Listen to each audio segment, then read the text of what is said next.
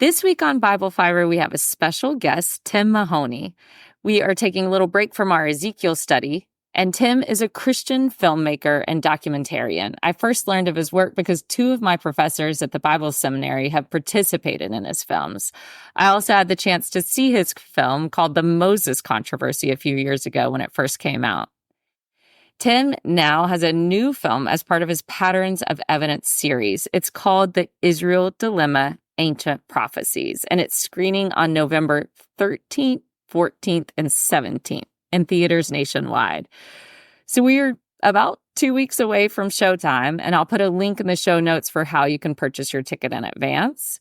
Tim always puts a ton of research into his documentaries, and in this film, he builds the case that ancient Israel has been in the Promised Land since the time of Abraham, and there's a strong focus on the biblical story and the archaeology of Israel, like a lot of the Patterns of Evidence films. So first off, Tim, welcome to the show, and it is wonderful to meet you. Well, Shelley, it's great to meet you too, and I'm impressed with all the stuff that you've been doing. You know, not many times do I talk to someone who has a podcast that also is involved with archaeology. So great. Well, I definitely we dance in the same circles. That's for sure. Can you tell me what inspired you to make this film? In my head, there's a pre-October 7th mentality and a post-October 7th mentality. And with your film coming out almost at the anniversary of that, were those horrific events any part of your motivation for making the film, or were you already working on it? Well, I had, when I returned from finishing the first film in 2015, I was thinking and praying about what to do. And I felt like God said, cast a vision. So Steve Law, who has worked with me for a long time, my researcher and co-writer, he and I worked on outlining. We had like 50 films that we outlined, working our way through the Bible. And so that's what ended up happening was we're on number 7 and 8 now with this film. But in 2007, when I was making the Exodus, we tell the story about how we went to Israel. And when I got there, I said, I want to talk to the leaders of your nation and ask them about the Exodus. And that allowed me to get an unusual interview with Benjamin Netanyahu. He was in between being prime minister, so he was still at the Knesset. And I went to the Knesset and interviewed him. And then I went to interview Shimon Peres, who was, I think, the president at the time of Israel. So unusual that this guy from Minnesota would get these interviews. And a number of very important interviews then have been captured, and they've been sitting in the video bank, as it were, because they weren't quite right for them to come out. And then when that attack happened last year, I just knew, wow, this is important. And then when Harvard and all these other colleges were having these riots and protests and things like that, I just thought we really need to go back to the Bible and ask the question, well, where did this all begin? And in our film, it begins in the book of Genesis, and we tell about creation. And this film is going to be in theaters, like we said, the 13th, 14th, and 17th. And so you can buy tickets for it. You know, if you go to patternsofevidence.com, you can buy tickets. But the point of this film is to really, I think, help people to understand who are these people. Why is it that they seem to be surrounded and wanting, people to destroy them? And I'm trying to unfold that story from a biblical context. So that's a little bit of how we got to this. But you're right. If that attack hadn't happened, I probably would have been on a different film. But I felt that we needed to move to be more current with what's happening so we could all understand a little bit what's going on. I noticed Shimon Peres as one of your interview guests, and I actually have 20 years ago, I worked for the Israeli Consul General in Boston, and Shimon Peres was in town visiting, and he was doing some speaking engagements, and it was my job. I was 22 years old, and this was my first job out of graduate school, to make sure that he would always have the opportunity to eat out of the public eye. And that's what I learned, that someone also does that for the Pope. Like, you never see the Pope eat in public, because if you're about to go out and shake hands and kiss babies, you also need to be nourished and already at that point too, he was an elderly gentleman. But that's wonderful. And Netanyahu's in the film. And so that was really impressive to have that all-star cast of guest interviewees. Can you give me, so I saw the documentary last week, which is really beautiful done. What is your elevator pitch in terms of what is the main thesis of the Israel dilemma? Can you tell that to our listeners? Right. Does Israel, according to the Bible, have a covenant with God? And is that covenant everlasting? And so the covenant is actually a legal agreement. And as I'm becoming more conscious of, I would probably say that for all of us, we exist, but there's a period of time when you become self-aware that you exist, and you just realize, well, where did I come from? And I remember when I was like 5 years old, waking up a Saturday morning, and I see a foot in the bed, and I go, whose foot is that? And then I go, oh, that's my foot. And then it was like, well, where did I come from? And this idea of existence, and God has called everything into being from nothing, and he's called us to this existence. And the nation of Israel was called into existence because of this relationship, this covenant that God had with Abraham. And so at some time, I'm going to tell the story about the Tower of Babel, God willing, and the ark, and we're moving towards that. But the reason this is important, because this one nation, God separated to himself. There's all these other nations, and he separated this group of people. And through those people, he spoke through the prophets, and Moses records the first 5 books of the Bible, the Torah. And that's how we have this information of our origin, of our coming into existence, truths, Shelley. And I think that they've been invited, then they're in this covenant. And so what happened was, I believe there's a supernatural, I'm investigating the question, is there a supernatural agreement that if you are a Jewish person, that you would belong to God's, chosen people? And the reason why I am examining this is because for some reason there's an unnatural attack on these people throughout the centuries. And they have lived a very, very difficult life being Jewish. And I think that a lot of people, including Jewish people themselves, don't understand what this is. And many people today don't know the Bible. They don't know the whole story. So this is going back to saying, okay, let's go back, and I'm going to try in my own way to tell you the story. And you in my introduction, you said I'm a Christian who's a filmmaker. In some ways, I look at it like this: I'm an investigative filmmaker who is a Christian, and I'm because there's a difference in the sense of my films have been question films, asking questions, and they're and I don't mind if people. I think what I've had to come to is I've had to come to the decision that it's true because it is true, not because somebody said it was true. Just like some other people are saying things are true that aren't true at all, But they're trying to say, well, because I said it's true, it's true.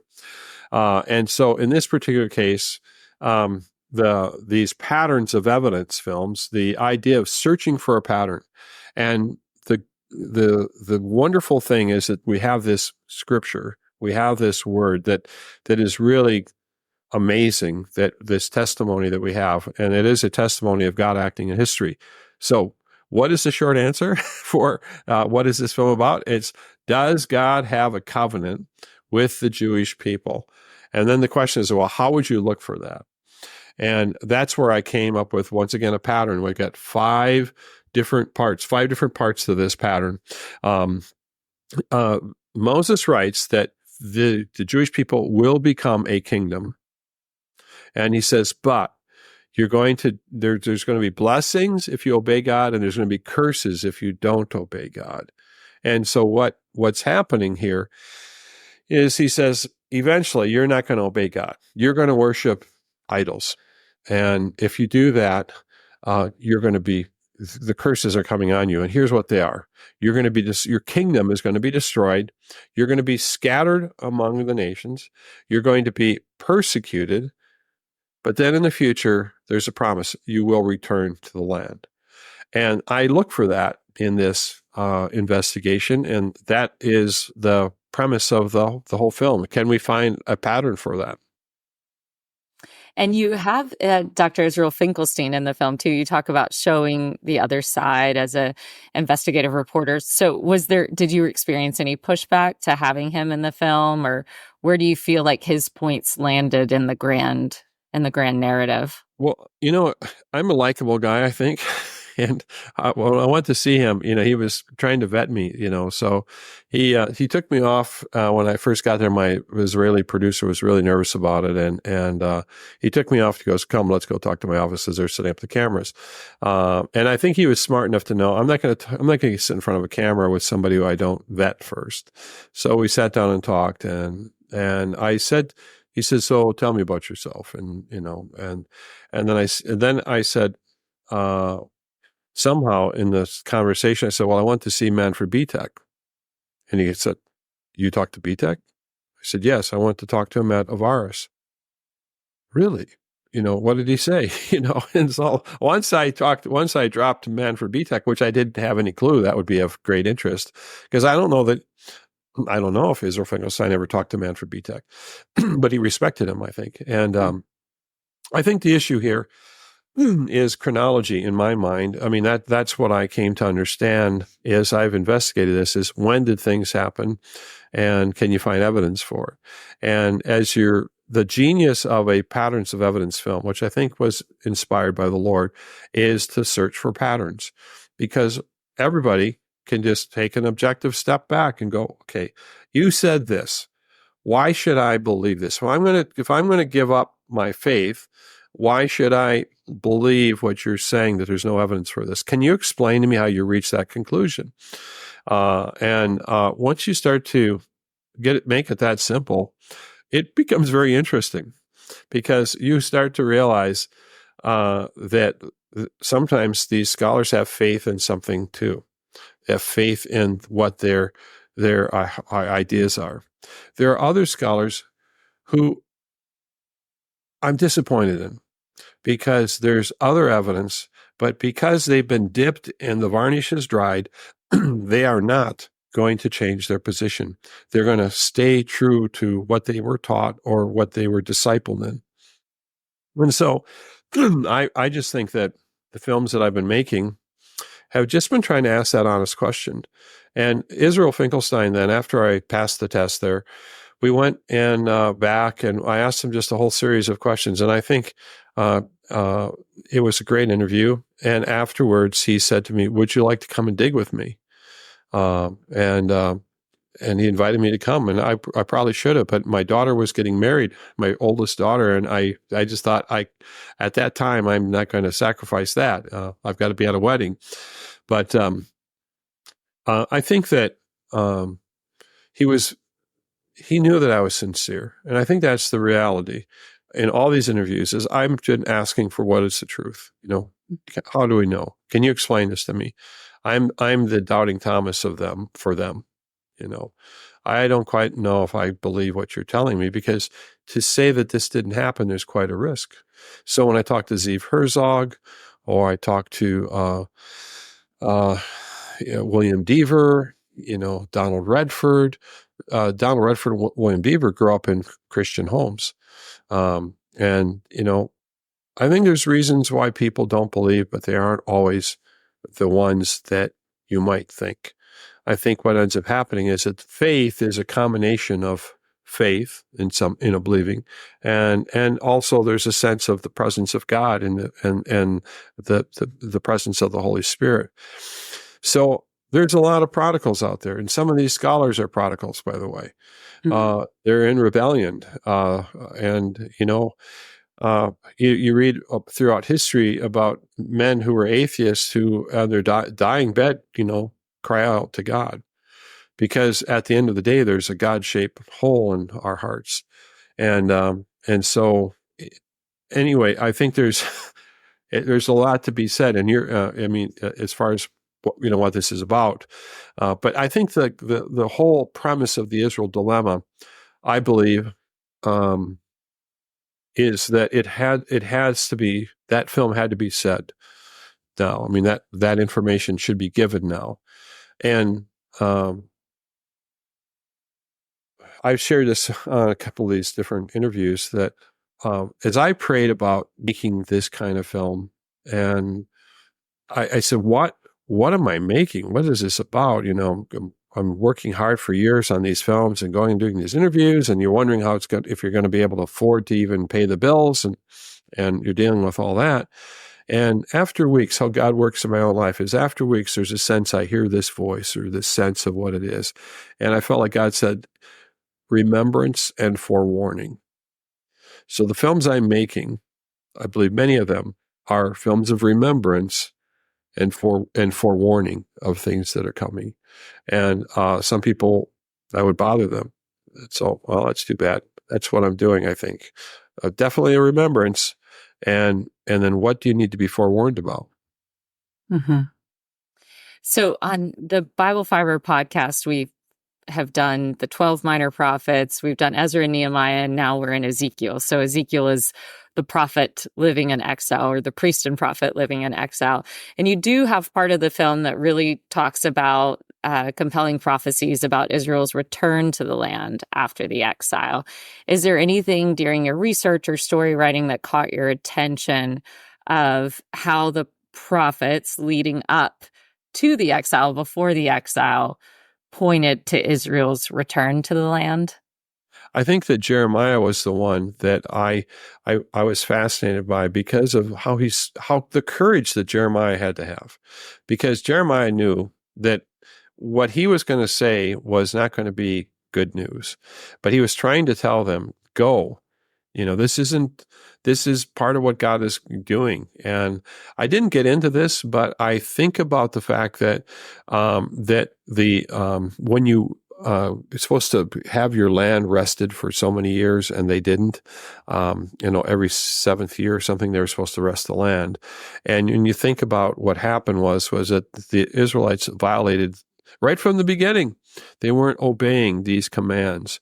And I think if I was to say anything, if you look at Jeremiah was trying to say is, listen, we have a legal agreement here with God, and he says these things you're supposed to do, and they weren't doing it. And the challenge, I think, is that there were probably a lot of religious leaders that were, that weren't doing their job. And, then God has to call on these people like Ezekiel and Jeremiah and Isaiah, and he puts a fire in them, to basically speak the truth when it's not popular. And I think about Jeremiah, having to do what he had to do, and how God spoke through him. And I think that's the challenge. I mean, with the truth, it's uncomfortable for people to say, well, God is saying this and we're doing this over here. Hey, anyone paying attention here? And so the film, The Israel Dilemma, kind of an interesting name. Well, it's kind of like on the surface, Israel has a dilemma because they're surrounded and multiple groups want them to be annihilated. But if you look at the scriptures more clearly, and as we're going to look at them in this first film, it doesn't have it quite as much as the second film will be Return to the Promised Land. We're going to really look at what happened to the nations that were difficult with on Israel, that were basically punishing, hurting them or whatever. God dealt with those nations, and he said, okay, I'm going to use you for a while, but then you're going to be in trouble. And I'm going to look at that from an archaeological, historical perspective.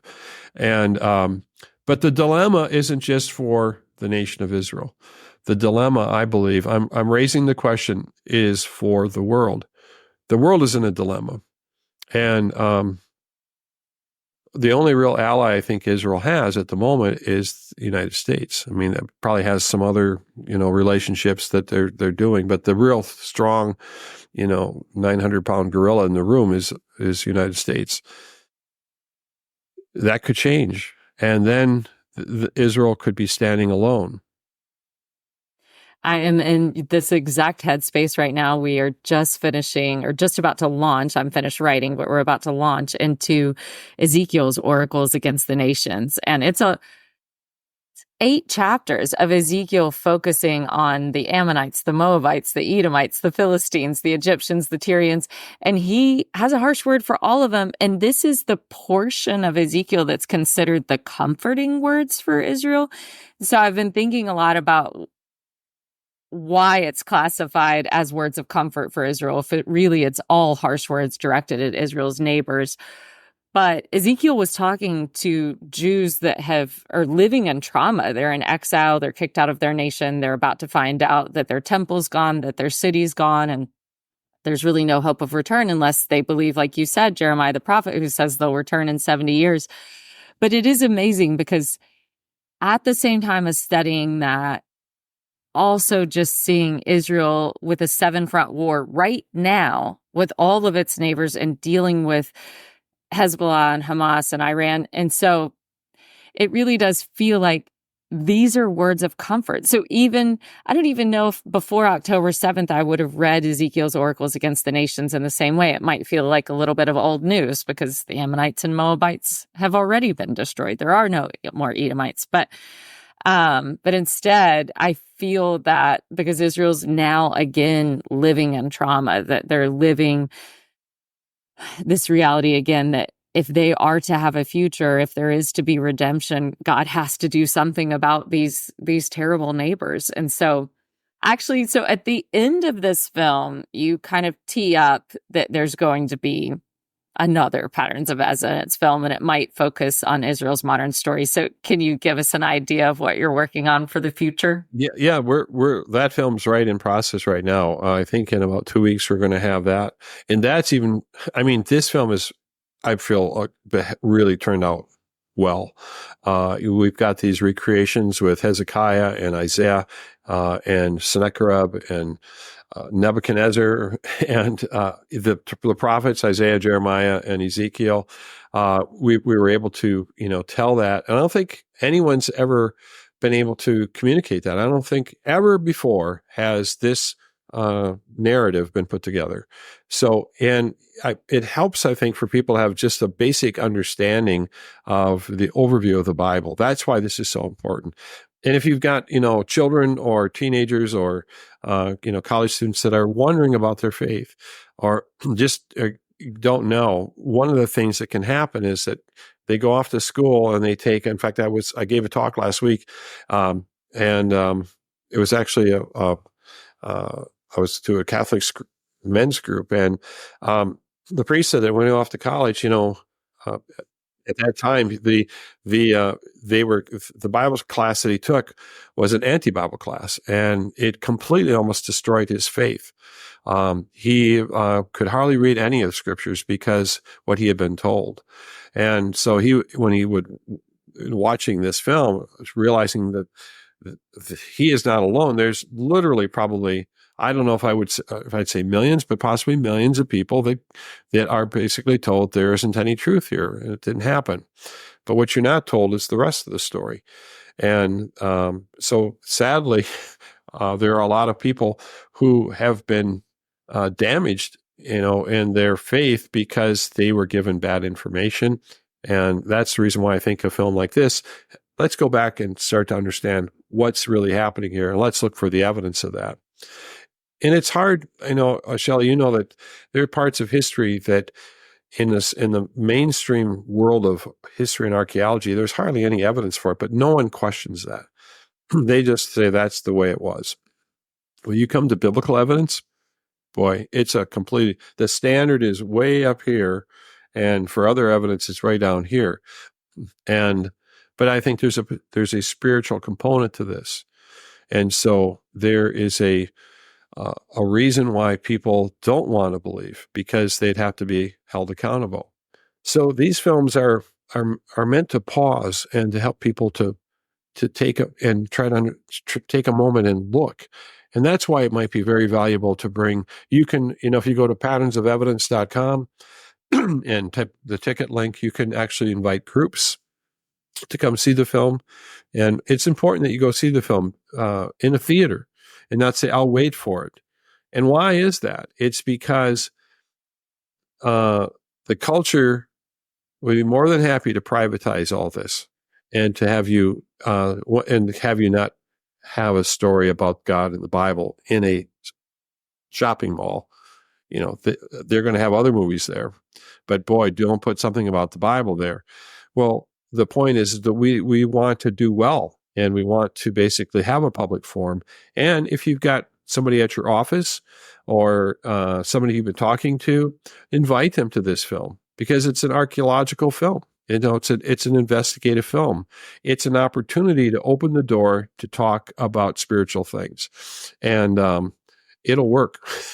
We have, thousands of testimonies of people that get into this, and they're just, because it's not just the film. I think I think that God will use this film to open the door in people's hearts, and that's the reason why going to a theater, inviting people isn't important, but because it's a public place, and it's a great place for people to see a film in a non-threatening way. The thing that the prophets are just constantly advocating for is return to God, and he will return to you. Amos says, seek me and live. Hosea says, the world is lost because they've lost a knowledge of God.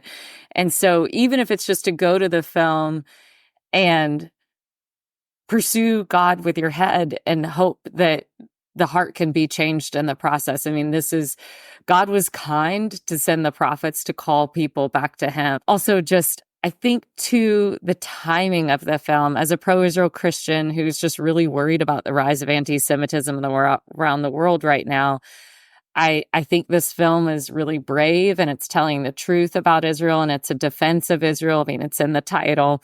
And so it's just one more positive thing that we can put out there after October 7th that will also speak love to our Jewish brothers and neighbors as well. Thank you so much for being on the show, Tim. And really, people don't have long. This film is coming out soon. So this is new news, and it's requires an immediate follow-up. Is there a place that people can just sign up for your newsletters as well? Yeah, at patternsofevidence.com. They'll see the link for buying tickets, and buy tickets now, because the theaters won't hold the space sometimes. If they don't think people are going to go, they're going to give it to Hollywood, because they're every week they got to try to sell tickets and popcorn. So invite people, invite your pastor, Bible study leader, invite your Sunday school class or your Bible study group. We've got trailers there that you can see. So, well, thank you so much, Shelley, for having me.